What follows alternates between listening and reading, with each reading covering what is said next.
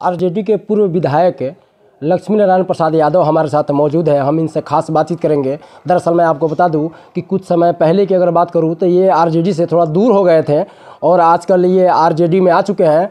और मैं कल से देख रहा हूं सोशल मीडिया पे कि काफ़ी इनका चर्चा हो रहा है। वहाँ पे मैंने काफ़ी इनके तस्वीरें देखे हैं हमने, और यहाँ तक कि गाड़ी में हमने आरजेडी के सिंबल भी हमने देखा है। पब्लिक लाइन में बहुत बहुत स्वागत है आपका।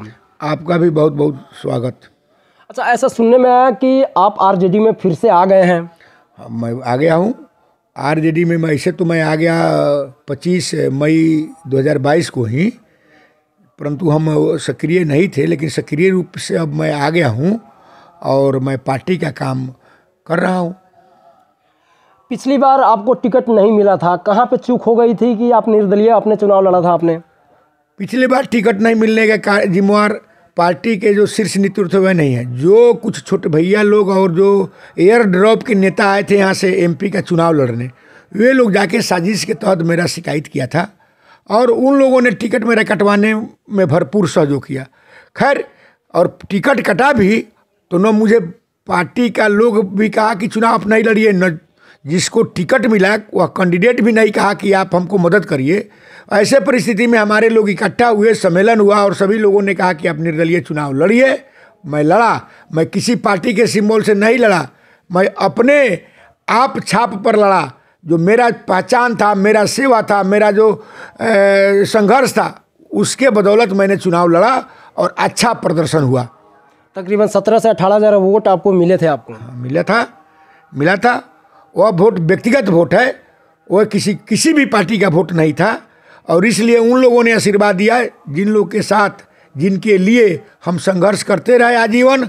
और संघर्ष ही नहीं, बल्कि इस पार्टी को, राष्ट्रीय जनता दल को बचाने में, राष्ट्रीय जनता दल को यहाँ पहचान बनाने में जो हम लोगों ने सहयोग किया, उसका भी मजदूरी हमको मिला। 2014 लोकसभा चुनाव में देखा जा रहा था कि घर घर मोदी, हर घर मोदी, ऐसा चर्चा चल रहा था। उस समय भी आपने आरजेडी का वर्चस्व रखा, यानी सीट को आपने बचा के रखा और जीत भी हासिल की आपने। ऐसे तो मैं घोड़ासहन से 3 बार जीता। पहले का विधानसभा था मेरा घोड़ासहन, और मैं निर्दलीय जीता था 2000 में। उसके बाद भी मैं जाके राष्ट्रीय जनता दल को मदद किया था, राष्ट्रीय जनता दल में शामिल होने का काम किया था। फिर 2005 के फरवरी में चुनाव हुआ, उसमें भी जीते। 2005 के नवंबर में चुनाव हुआ, जो राष्ट्रीय जनता दल के टिकट पर, वो भी जीते। उसके बाद 10 के बाद क्षेत्र विघटित हो गया। नया परिसमन के मुताबिक पताई और चिरैया एक साथ हुआ, और उसमें 10 में जो चुनाव हुआ उसमें हम नहीं जीत पाए। अवनीश बाबू जीते थे, लेकिन उनके इस्तीफा के बाद मैं 2014 में जो पार्लियामेंट के समय हर हर मोदी, घर घर मोदी का नारा था, उसके विपरीत यहाँ राष्ट्रीय जनता दल का हम सीट निकाले थे, चुनाव जीते थे। और पार्टी के सभी कार्यकर्ताओं को, जिला सहित जो लोग हम लोगों से जुड़े थे, सबका सेवा करने का हम काम किए थे।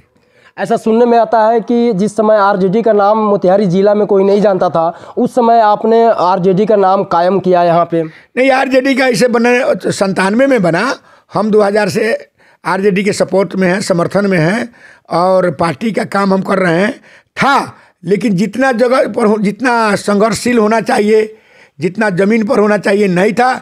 लेकिन राष्ट्रीय जनता दल का असली नेता लालू प्रसाद यादव जी, जो हम लोग के अभिभावक हैं, उन्होंने जो संघर्ष किया था, उन्होंने जो बलिदान किया था, इसके बल पर राष्ट्रीय जनता दल मजबूत हुआ। और आज हम धन्यवाद देना चाहते हैं कि तेजस्वी यादव उनसे एक डेग आगे बढ़ करके जो लड़ाई लड़ रहे हैं भ्रष्टाचार के खिलाफ, अन्याय के खिलाफ, अत्याचार के खिलाफ, कहीं पढ़ाई नहीं है, कहीं सिंचाई नहीं है, कहीं दवाई नहीं है, और न कहीं कार्रवाई हो रहा था, उसके खिलाफ उन्होंने लड़ाई लड़ा। और अंततः अभी सरकार में वे शामिल हैं, नीतीश कुमार जी के साथ वे उप मुख्यमंत्री हैं और बहुत ही अच्छा काम कर रहे हैं। ऐसा देखने को आया कि सरकार आपकी बन गई। कुछ दिनों पहले बीजेपी की सरकार थी और जेडीयू की सरकार थी, लेकिन अब आपके साथ में अलायंस होकर आपकी सरकार बनी, यानी आरजेडी का सरकार बन गया। और यहाँ पे देखा गया कि भारतीय इतिहास में ऐसी पहली बार ऐसा देखने को मिल रहा है कि मुख्यमंत्री से ज़्यादा लोग उप मुख्यमंत्री का नाम जान रहे हैं। ये क्या करिश्मा है ये? इसलिए उप मुख्यमंत्री ने घोषणा किया था चुनाव में, जो पहले चुनाव हुआ था 2020 का, कि हम नौकरी देंगे।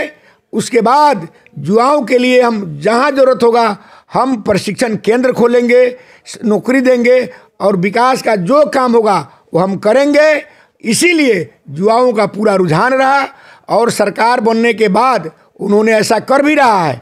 सरकार बनने के बाद जिन्होंने वह वादा किया था, उनका मैनिफेस्टो में जो लिखा था 2020 में, सबको वह बखूबी निभा रहे हैं, संघर्ष कर रहे हैं और सभी जगह उनका जो अभी लॉ एंड ऑर्डर है बहुत बखूबी से चल रहा है। बिहार वासी खुश है, इसीलिए उनको केवल बिहार में ही नहीं पूरे देश का लोग उनके तरफ निगाह बनाए हुआ है कि एक युवा नेता, और वो भी लालू प्रसाद यादव जी जो गरीब, दोष, शोषित, पीड़ित, अल्पसंख्यक के रहनुमा रहे हैं, जो राम मनोहर लोहिया, महात्मा गांधी, चौधरी चरण सिंह, देवीलाल, कर्पूरी ठाकुर जैसे लोगों का, जगदेव बाबू जैसे लोगों का शिष्य रहे हैं, इसलिए उनको समर्थन मिल रहा है। और उनका बेटा तेजस्वी यादव है, ये उनसे आगे बढ़कर काम कर रहे हैं।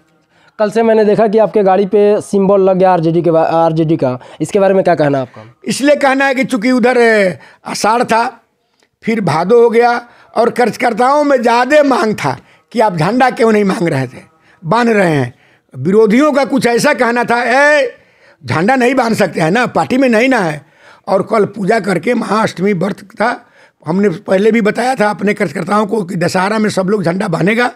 हम बांध के पूजा करके अपने देवी स्थान के नज़दीक से और यहाँ से गोढ़िया माई स्थान, भेड़ियाही, सिमरा, परेवा, परेई, शिकारगंज, रुपहारा होते हुए और हम पूरे अपने जो चिरैया देवी हैं उनका दर्शन किए और आकर के हम लोग का जो परंपरागत यहाँ मेला है, दुर्गा जी का स्थान है चिरैया बेलही मंदिर, वहाँ भी जाकर हमने गोड़ लागने का काम किया, आशीर्वाद प्राप्त करने का काम किए।